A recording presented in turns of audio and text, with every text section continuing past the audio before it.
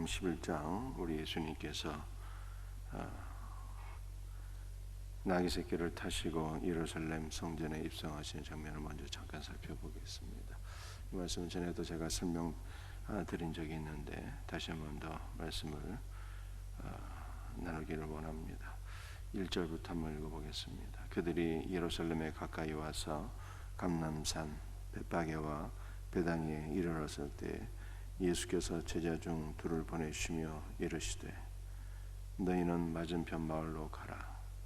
그리로 들어가면 곧 아직 아무도 타보지 않은 나귀 새끼가 매여 있는 것을 보리니 풀어 끌고 오라. 만일 누가 너희에게 왜 이렇게 하느냐 묻거든 주가 쓰시겠다 하라. 그리하면 즉시 이리로 보내리라.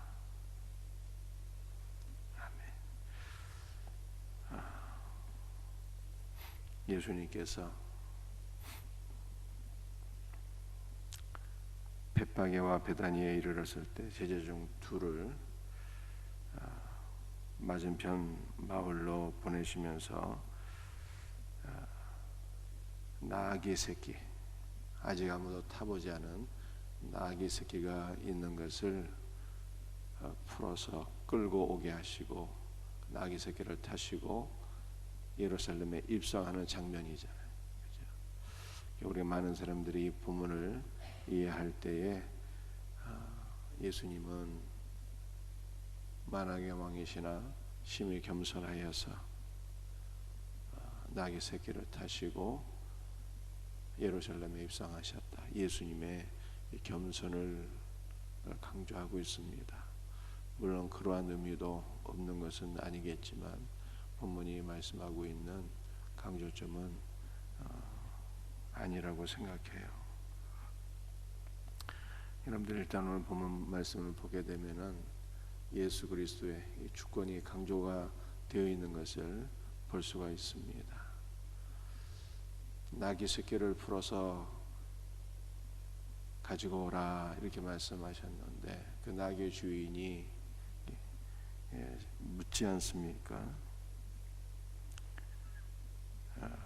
왜 이렇게 하느냐? 너 왜 남의 나귀를 풀어서 가지고 가느냐? 이렇게 묻는데 말이죠.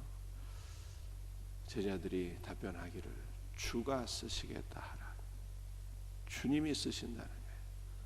그러니까 나귀의 주인이 나귀 새끼를 주님께 드리는 모습을 우리가 볼 수 있습니다. 주님의 뜻이, 주님의 주권입니다. 주가 쓰시겠다. 우리 주님께서 저와 여러분을 창조하시고 눈에 보이는 모든 것들을 다 창조하셨어요.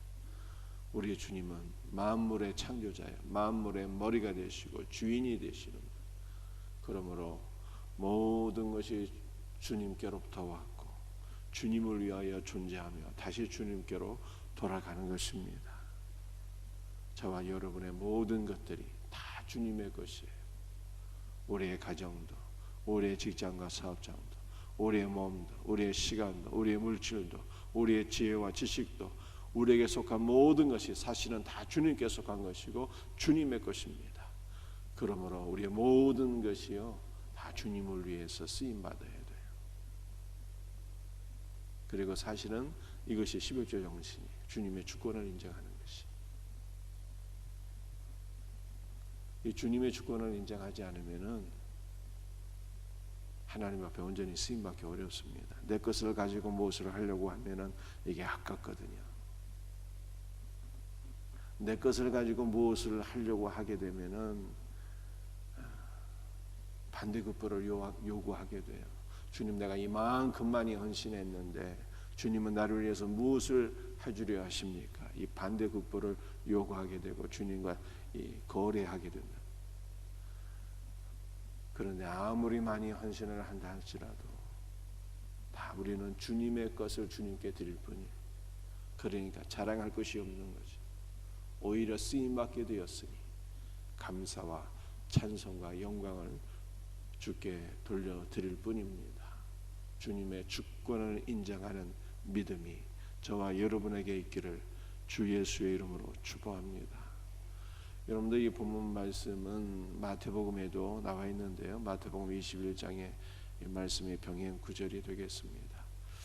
그래서 이 마태복음 내용을 함께 우리가 볼 것 같으면은 예수님께서 제자 중 둘을 보내시며 나귀와 나귀 새끼를 풀어서 끌고 오는 장면을 보여주고 있죠. 예수님께서 겸손하신 분임을 강조하기 위해서는 그저 나귀 새끼 한 마리면 족할 터인데 왜 나귀와 나귀 새끼를 풀어서 끌고 오라고 말씀하셨을까요? 여러분들 나귀는 멍에를 짊어지고 주인이 끄는 대로 끌려가는 거예요. 멍에를 맨 이 나귀는요, 유대인 율법의 멍에를 지닌 유대인을 가리키는 것이고, 나귀 새끼는 아직 사람이 타지 않은 나귀 새끼는 멍에가 없어서 율법의 멍에가 없는 이방인들을 가리키는 거예요. 그래서 예수님께서는 이 유대인과 이방인을 데리고 어디로 들어가시는 분이에요? 눈에 보이는 예루살렘이 아니라 영원한 하나님의 나라, 거룩한 성 새 예루살렘으로 믿는 모든 자들, 즉 유대인과 이방인을 거룩한 성 새 예루살렘으로 인도하시는 우리의 구원자가 되신다라고 하는 것을 우리들에게 말씀하고 있는 것입니다. 여러분들, 우리 주님께서 우리를 선택하셨고, 우리 주님께서 우리를 불러주셨고, 우리 주님께서 친히 우리를 데리시고 거룩한 성 새 예루살렘으로 들어가는, 아무도 예수님 없이는 천국에 갈 자가 없는 거예요. 아무도 예수님이 없이는 거룩한 성 새 예루살렘, 그 은혜의 지성소 안으로 들어갈 수가 없는 거예요. 우리는 우리의 대지상이 되시는 예수 그리스도와 함께 그분의 품에 안겨서 그분의 손에 붙잡혀서 하늘 성소 안으로 들어가게 될 것을 믿으시기를 바랍니다. 오직 주님의 은혜인 거예요. 오직 주님의 손에 붙잡혀서 우리가 주님의 나라에 들어가게 되는 것입니다. 그런데 이 놀라운 은혜는 어떻게 우리에게 임하는 것입니까? 예수님께서 예루살렘에 들어가심으로 임하게 되는 거예요. 여러분들, 예수님께서 오늘 나귀 새끼를 타시고 예루살렘에 들어가는데 이 예루살렘에서 어떤 일이 있게 됩니까? 예루살렘에 들어갈 때 많은 유대인들로부터 찬송을 받으시잖아요. 호산나 찬송하리로다. 다윗의 자손으로 오시는 이여. 호산나라고 하는 단어는 우리를 구원해 달라는 거예요. 주여, 다윗의 자손이여 우리를 구원하여 주옵소서. 그렇게 많은 무리들이 예수님을 환영하며 외치게 되었습니다. 그런데 이 많은 무리들이 곧 돌변하게 되거든요. 예수님께서 로마의 압제로부터 이스라엘을 구원하실 것을 기대했는데 그것이 아닌 것이 밝혀지자 곧 돌변하게 돼요. 그래서 이 많은 무리들이 예수님을 십자가에 못 박으라 외치게 되고 결국 예수님은 예루살렘에서 십자가 처형을 당하시게 됩니다. 그러니까 우리가 하나님의 나라, 거룩한 성 새 예루살렘에 들어가는 것은 무엇을 통해서 이루어지는 거예요? 예수님의 고난과 죽으심을 통하여, 그리고 죽은 자 가운데 다시 살아나심을 통하여, 그리스도의 고난과 죽음과 부활을 통하여 우리는 영원하신 하나님의 나라에 들어가게 되었다라고 하는 것을 보여주고 있는 것입니다. 그러므로 예수님의 십자가가 복음이죠. 예수님의 십자가가 우리에게 은혜와 생명인 것입니다. 그런데 예수님께서 십자가 지신 것만으로는 안 되는 거예요. 예수님께서 십자가 지신 죽으시고 부활하신 이 놀라운 은혜를 우리가 믿음으로 받아들이게 될 때 우리는 예수 그리스도의 십자가에 동참하게 되는 것입니다. 예수 그리스도의 죽음과 부활에 동참하게 되는 거예요. 그러므로 우리도 예수 그리스도와 함께 십자가를 지게 될 때 십자가에서 무엇이 일어나게 된다고요? 종결과 시작이 일어나게 됩니다. 우리의 영적 죽음도 종결되고 죄도 종결되고 저주도 종결되고 시작이 되는 거예요. 무엇이 시작이 됩니까? 거룩이 시작되고 하나님의 의가 시작되고 하나님의 생명이 시작되고 하나님의 복이 시작되는 거예요. 그러므로 우리 십자가에서 우리의 영원한 운명이 바뀌어져서 사망에서 생명으로 바뀌어져서 우리도 십자가를 통하여 주님과 함께 거룩한 성 새 예루살렘에 들어가게 되는 것입니다.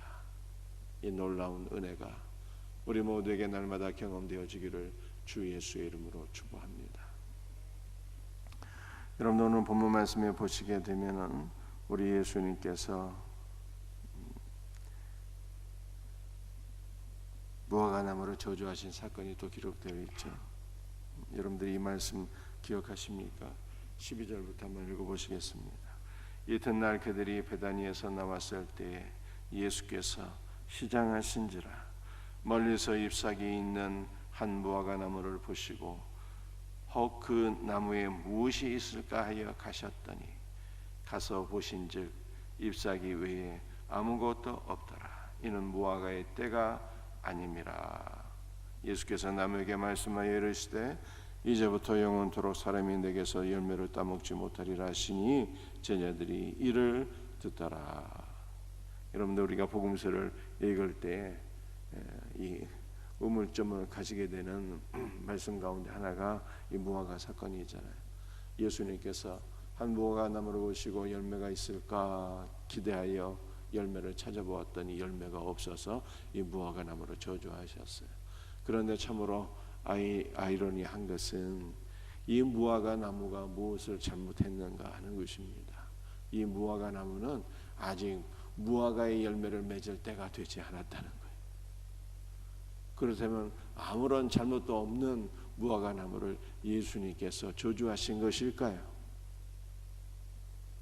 그렇지 않습니다. 여러분들 이것이 어떠한 의미입니까? 이 무화과 나무는 사실은 열매 맺지 못하는 유대인들을 보여주는 것이죠. 열매 맺지 못하는 유대인들을 상징하는 것이고, 그래서 예수님께서 무화과 나무를 저주하신 것은 사실은 유대인들을 저주하신 거예요. 잎사귀만 무성하고 종교적인 형식은 가득하나 참 생명이 없는 열매가 없는 유대인들을 저주하신 사건입니다. 여러분들 이 무화과 나무는요 이스라엘에서 가장 특이한 나무예요. 왜냐하면 모든 나무의 열매는 1년에 딱 한 번 열매를 맺게 되는데 이 무화과 나무는요 최소한 두 번 열매를 맺게 돼요. 2번 이상 거의 달달이 열매를 맺게 됩니다. 그런데 이 처음에 맺는 열매는 상품성이 없는 열매. 이 열매를 가리켜서 파괴라고 해요. 그 열매는 주인이요 놔둡니다. 시장에 팔지 않고 상품성이 없어서. 이 열매는 나그네를 위한 양식이에요. 가난한 자들을 위한 양식입니다. 그래서 사랑으로 베풀기 위한 열매인 것입니다. 비록 상품성은 없으나 먹을 수 있는 열매예요. 그래서 예수님께서는 나그네로서 이 무화과 나무의 열매를 기대하신 거예요. 첫 번째 열매 파괴를 기대하신 것입니다. 그런데 이 무화과 나무의 열매가 두 번째로 맺는 열매는요 상품성이 있는 열매인데 이건 시장에 내다 팔 수 있는 열매이지요. 이것을 가리켜서 테헤나라고 해요. 테헤나.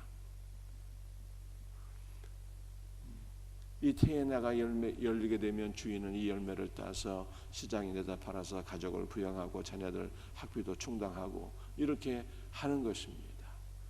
그런데 오늘 본문에서 무화과 나무에 열매가 있을 때가 아니라고 하는 것은요 이 두 번째 테헤나의 열매가 맺을 때가 아니었다는 뜻이에요. 즉 이때는 무슨 열매는 있는 때입니까? 첫 번째 파괴의 열매는 맺어야 될 때인데 이 첫 번째 파괴, 상품성은 있지만 나그네를 위한 양식으로서의 열매가 있어야 되는데 이 열매가 없었기 때문에 예수님께서 무화과 나무를 저주하셨다, 이렇게 말씀하고 있는 것입니다. 여러분들, 우리 주님께서도요, 우리들에게 열매를 기대하시는 거예요. 복스럽고 풍성한 열매는 아닐지라도 우리 주님께서는 우리들에게 첫 번째 열매, 부족하지만 열매를 기대하시는 거예요. 부족하지만 순종의 열매도 있어야 되고, 부족하지만 사랑의 열매도 있어야 되고, 부족하지만 전도의 열매도 있어야 되고, 우리 주님은 우리 모두에게 열매를 기대하시는 분이십니다. 그것이 탐스럽고 복스럽고 아름답지 않아도 상관없어요.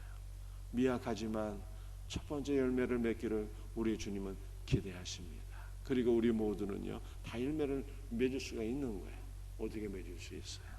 우리가 주님 안에 거하기만 하면, 그리스도 안에서 생명이신 그리스도와 연합되어 있기만 하면 사실은 주님께로부터 은혜와 생명을 공급받아서 주님 안에서 열매는 저절로 맺어지는 거예요. 여러분도 순종만 해도 그렇습니다. 억지로 순종하려면 될 수가 없어요. 그런데 우리가 참으로 은혜를 받게 되면요, 막 순종을 하고 싶어지는 거거든요. 성경이 읽고 싶어지는 거예요. 기도가 하고 싶어지는 거예요. 그 어렵게 생각하던 전도도요, 정말 예수님을 증거하고 싶어지는 거예요. 그 어떻게 예수님을 전할 줄을 몰라. 그런데 전하고 싶은 거예요. 전하고 싶은 거예요. 그래서 예수를 믿으라고 전하게 되는데 그때 또 성령이 역사하시는 거예요. 그러니까 뭐든지 부족하지만 막 순종하고 싶어지는 거지. 이게 하고 싶어지는 거예요. 그래서 여러분들, 바울이나 모든 선지자들이 무엇을 고백했습니까? 내가 주 예수를 고백하지 않으면, 증거하지 않으면 내 중심이 막 불붙는 것 같아서 견딜 수가 없다는 거예요. 증거하고 싶어지는 거죠. 증거하고 싶어지는 거예요. 우리 모두에게 비록 모든 것이 부족하고 모든 것이 서툴지만, 모든 것들이 다 미약하지만 우리 마음 중심에서 올라오는 주님을 향한 이 소원이 있어야 돼요. 주님을 향한 사랑이. 성경도 읽고 싶어지고, 기도도 하고 싶어지고, 예배도 드리고 싶어지고, 순종도 하고 싶어지고, 전도도 하고 싶어지고, 봉사도 하고 싶어지고, 그것만 있으면 되는 거예요. 하고 주님을 위한 이 소원들, 그 나머지는 다 없어도 되는 거예요. 그러면요, 주님이 나머지는 다 역사하시는 거죠. 그런데 그 소원조차도 주님이 주시는 거예요. 소원조차도 우리가 주님 안에 거하기만 하면 소원조차도 주님이 주시는 거예요. 이 놀라운 은혜가 우리 모두에게 있기를 주 예수의 이름으로 축복합니다. 기도하시겠습니다.